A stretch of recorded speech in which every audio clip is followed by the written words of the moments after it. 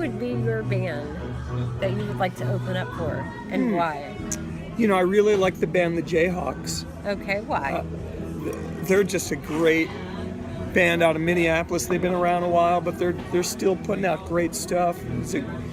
This guy Gary, who I know, he's somewhat of a friend, but he's a great songwriter. I respect him a lot. Okay. And we have similar kind of aesthetic, similar approach to music. So to be able to play with a band like that would be cool. So the Jayhawks. The Jayhawks. Second choice? Let's see. Because it's going to get serious in a minute, so. Yeah. I mean... Let's keep it light for a second. Second choice? Trying to think of...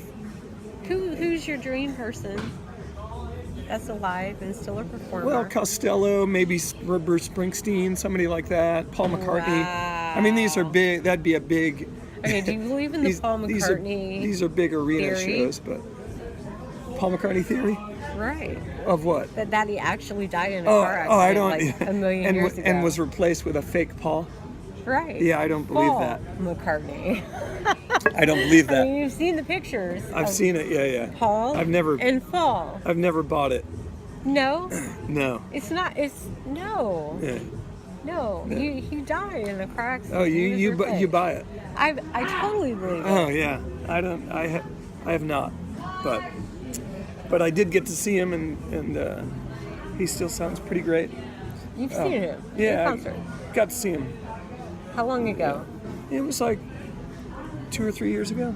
Okay. Yeah. And you're sure it was the real?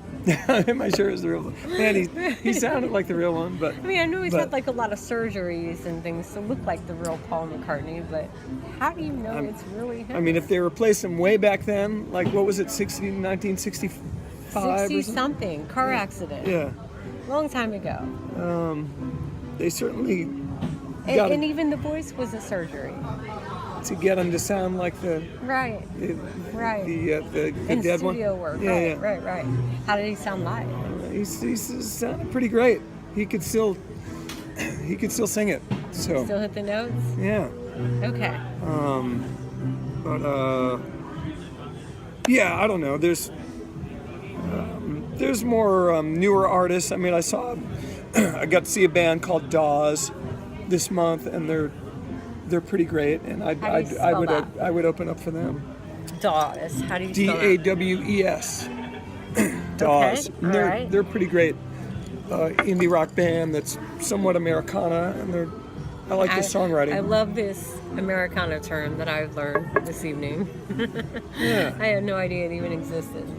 Things are about to get very serious. Are you ready? All right, I'm ready. How do you feel about the events that have happened this week with the suicide of the lead singer of Linkin Park? Oh, I mean, I didn't know much about that band, but yeah, I mean, the rock and roll suicides, I don't know what to think about that. And Chris Cornell, I mean, I was a little bit more familiar with his music, but... I mean, we could name a dozen. Michael Jackson, Marilyn Monroe. We could name a dozen. Yeah, it's disturbing.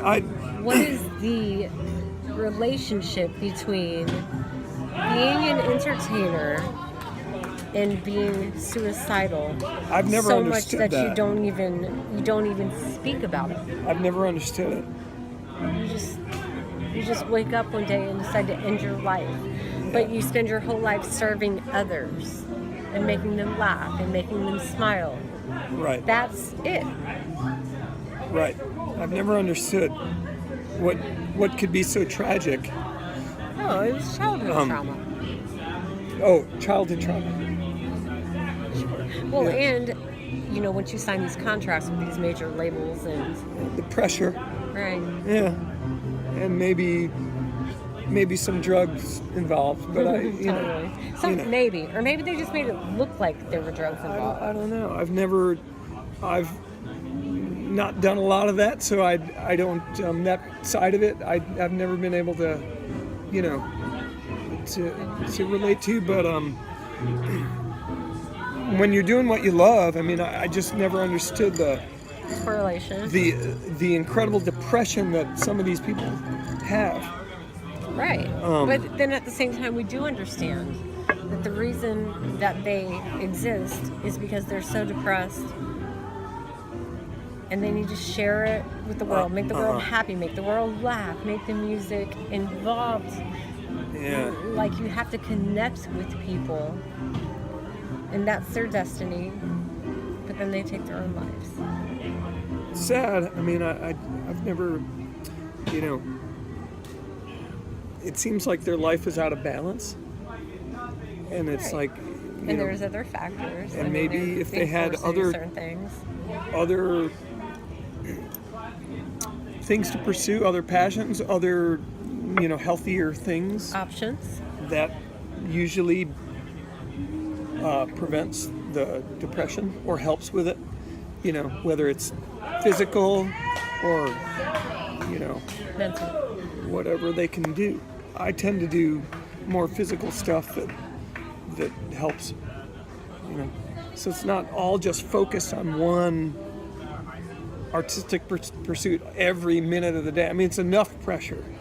Right. But you have You're separating them. You got to have some other things. Me time. Yeah. Right. So. I mean, I personally don't know what that is, but I'm glad you have that figured out. You gotta, I mean, you have something. All right. So, what would be some other options? In a perfect world. I mean, I grew up playing sports, so that's always been my other sort of thing to do to help, release whatever chemicals that that lead to, endorphins and serotonin. yeah, that help prevent depression. So that's what they say. Okay. For other people, it can be other things. So you think that they should be more involved in physical activities and sports? Either that or whatever else helps, whether it's, film or food or whatever else they can do Comfort. to Right. Fulfill the comfort. I get it. to replace what would normally be prescriptions or whatever else, yeah. So you've never been suicidal or depressed? I mean, not really. I mean, you get a little depressed or just down if your week or your month is not going, if you're struggling to get work or whatever, or if you're, How do you stay so positive? but I mean, it's not all positive all the time, but I mean, in general, when you live in Austin and you get to play a lot of music and you get to go out and engage with friends and other musicians, and it just seems like it's a positive place, and